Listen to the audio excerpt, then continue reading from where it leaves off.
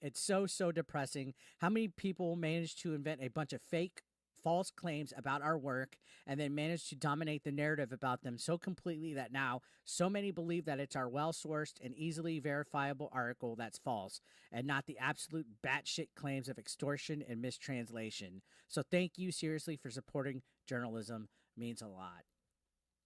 Wow. Rebecca, you don't even support journalism because you have no integrity when it comes to it. Nobody does on that side of things. That's why this whole Gamergate 2.0 thing is kicking off so harshly, because you guys are being exposed for the frauds that you guys are. And you're hiding behind harassment and I have you blocked, but you're still circumventing it. And guess what? Having people blocked doesn't mean that you're immune to them criticizing anything that you write, put out, or anything, even if it is behind a block. I don't know why they think that they're automatically immune to any of that. And then they continue to antagonize and prod. They make their tweets hating gamers. They make their bullshit articles hating gamers. And they wonder why they take so much heat. There's zero self-awareness involved with any of them. So she is essentially doubling down. She's not saying that she needs to retract anything on this article. She'd rather hide, leave this article up, and go sneak around and reset era. Fucking pathetic. Now, you can see people are saying, thank you for retiring. You're such a useless person. Now, here's a screenshot from what they posted. It's another post, I guess, that they had on Recent Era, where they're essentially just quadrupling down, playing this victim act. You can see they say, I really would like to encourage folks to read my Hoon's article from October, so the hit piece, which is linked elsewhere in the thread. Not just skim or read summaries, but really read it. I think a lot of what's happened since we published it has gone on to prove the point of the article. It's not that the game itself is sexist. It seems fine from what I've heard, though I haven't played it yet, so I can't fully say. So she wrote an article about this game, and she hasn't even played it yet. Right? She just based her stuff off a demo. Her article, instead of talking about the demo experience that she had, she focused it on misogyny and sexism rumors. And speaking of Airbagged earlier, on his Rage stream last night playing Fortnite, he was like, if you haven't played the fucking game, you shouldn't have anything to say about it. Okay, well then, it takes two to tango, buddy. What's good for me is good for me, right? Rule for me and rule for me. And if Grums isn't allowed to talk about it because you think he hasn't played the game enough, then Rebecca Valentine's not good enough to talk about it because she admits that she hasn't played. You see how this works? She said it's not even that the whole studio is toxic. I have no idea. It's a deep dive into the toxic community that sprung up around the game due to the ways its founders engaged online and how that community has spiraled out of control ever since. For all the weirdos online claiming our article was Google translated, isn't true, or debunked, or part of it wasn't true, everyone has really just got on to prove over and over that Black Lives online community is infested with sexism and it's already best don't care, and at worst think that's great. So it's this whole, oh, now it's this community attacking gamers.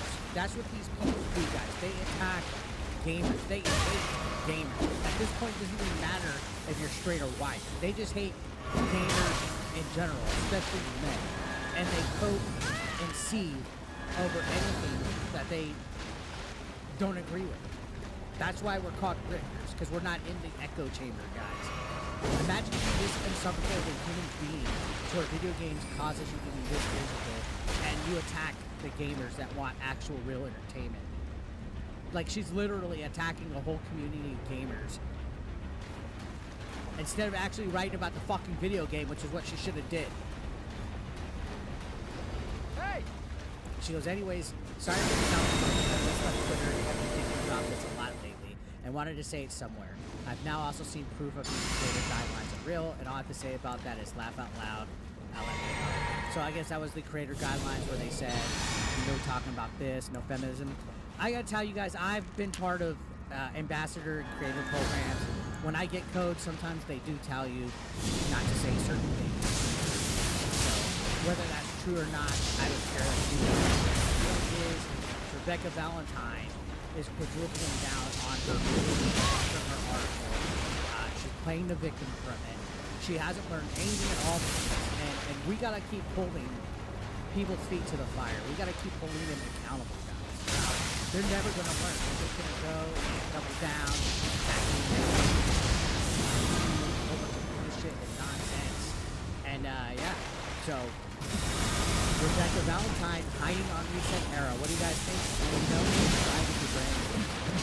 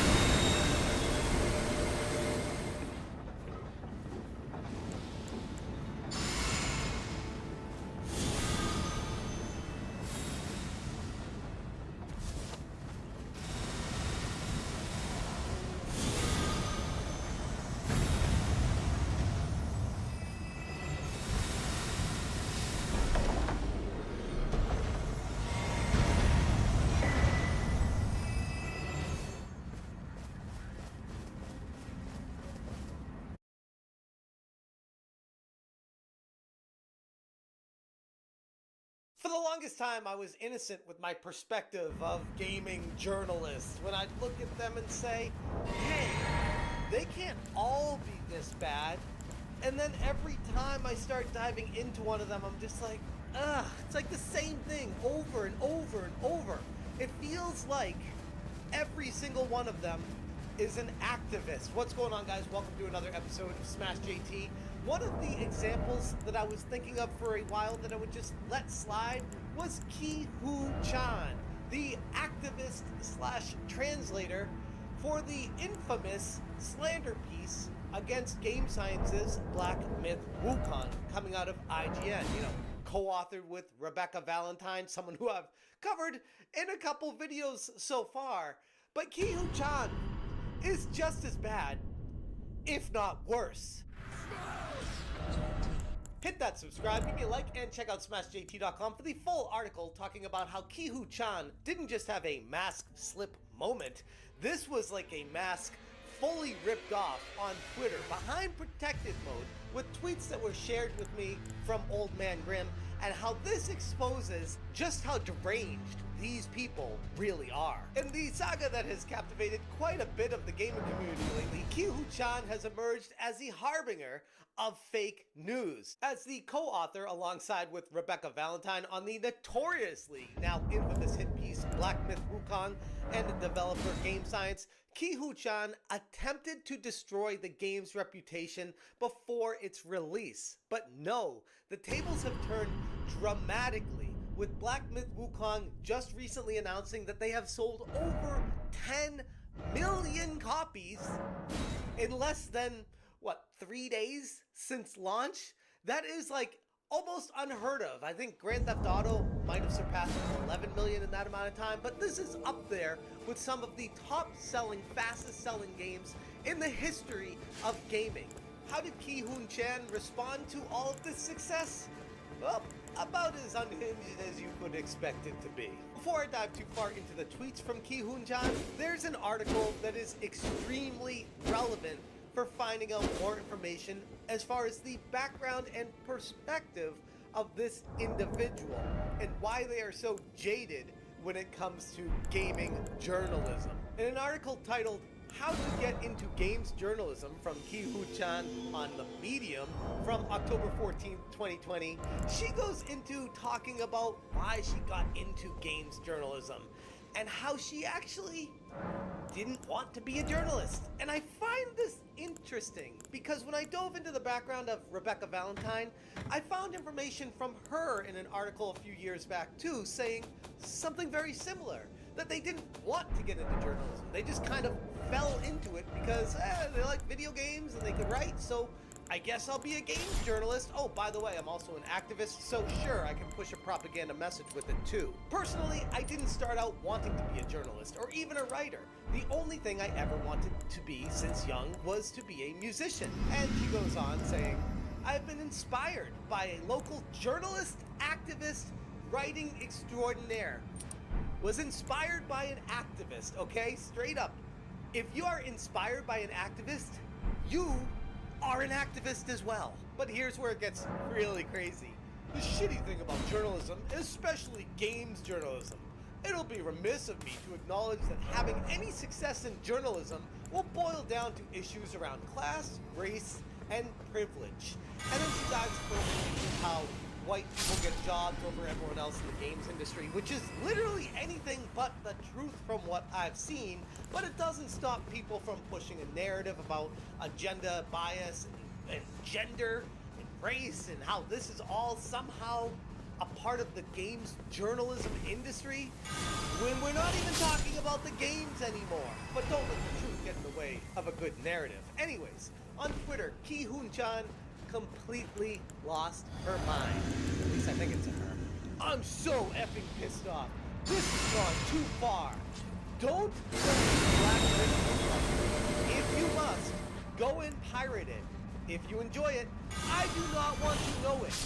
F Game Science and all the grifters who are doing this to one of my favorite people in the industry. She tweeted calling for a boycott and wildly even encouraging piracy, a stance that not only brings her ethics into question, but also her understanding of the legal and moral framework of the video game industry. Not that she cares about it, clearly, but it is just insane to me how unhinged someone could be on Twitter. Like, of course, I'm already blocked by her, but she's also behind a protected mode.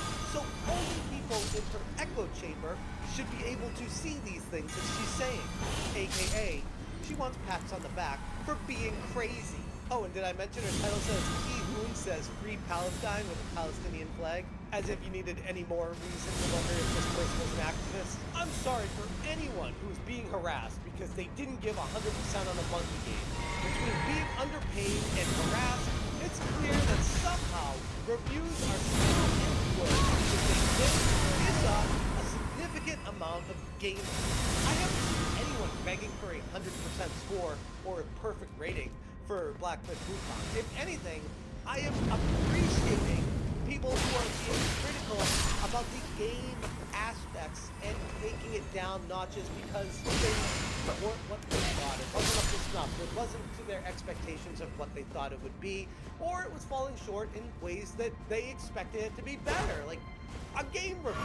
But if we get stuff like Screen Rant's Black Myth Wukong review, how it was written by someone who worked at a consultancy company, and they're docking at points because there's not enough diversity and equity and inclusion in the game, I have a problem with that. In fact, a lot of people have a problem with that. And that's what people were complaining about. But you can't see it this way because you yourself are an activist and it fits your agenda and your narrative. So you are confused. You're like, why are people mad? It shouldn't be getting good reviews because it's an evil company, because they don't stand for what I stand for. Die Heart War asks, still spreading the mistranslations? Not surprised. Typical for regressive tweeters. And he would replied, I finally saw the mistranslations. So she heard about the application, so she's gonna say, one Rebecca Valentine should have said, hey, yeah, there are different ways to translate things, so it makes sense that people have different perspectives, right? Right? I'm open to feedback. I have to say that they are very stupid. Like, okay, it's stupid because it's not what you translated, so ergo, they're stupid. Are you kidding me? Like, this is too ridiculous for even rational thought, which I guess makes sense because you're unhinged. But seriously, IGN is actively employing people like Rebecca Valentine and Ki Chan for this slander piece. And Twitter gives us some insight as far as what their actual intellect really is, and it's not pretty. And I said this in my video about Rebecca Valentine as well, but if these activists really stood by their words as strongly as they do, don't you think they'd be more upset at their own outlet for representing game science and Black Myth Wukong in a positive light now and giving it an 8 out of 10 score and continually giving it coverage over and over again? If they really felt so strongly that game science was so bad, don't you think that IGN shouldn't be covering it? They're getting mad at people on Twitter and gamers that are excited instead of being upset at their own company. Grums on Twitter said, after that mishandled translation debacle on Black Myth Wukong hit piece, IGN needs to issue a retraction and apology along with the authors who smeared them. The authors Rebecca Valentine and Ki Hoon Chan have gone protected but should instead apologize. They added words and completely mistranslated, which is fair. Like, we had the Chinese actual Mandarin say, yeah, it wasn't like the prettiest thing to say, and they don't necessarily stand by it as far as something they would back, but it's not something to try to steer and cancel a company over, which is a gigantic distinction. And thanks again to the old man Chuck, because like I said, I'm blocked and she's in a protected mode, so I can see him anything and shed light on a deeper issue within games journalism, where personal biases are overshadowing the factual reporting and any journalistic integrity. Put those words together in the game industry sounds more like an oxymoron these days. Chan's narrative has been complete, not just by the actual Chinese YouTuber fluent native Mandarin, but also the undeniable success of Black Myth Wukong, a game that continues to receive universal universal acclaim from the gamers actually playing the game, breaking the concurrent players record and approaching the fastest selling game ever. As Chan continues to barricade herself behind a wall of denial, the gaming community is moving forward, taking note, while also celebrating these groundbreaking achievements by game science. And every day, every moment that goes by is making these journos look even worse, if that's even possible. Like, we're scraping the bottom of the barrel for how garbage these human beings really are. At the end of the day, the quality of the game speaks far louder than any of the actions behind the scene of a company. I'm not somebody that's like, oh, it doesn't matter what they did, we're gonna buy the game because it's fun.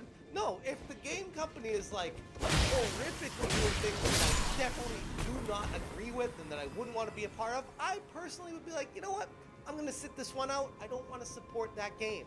But doing the research, diving further into this, Game Science did nothing seriously wrong. Like, sure, it's some locker room chatter, some banter, but these feminist activists are trying to have a massive hit canceled because of some words that were said that honestly weren't even that bad at the end of the day.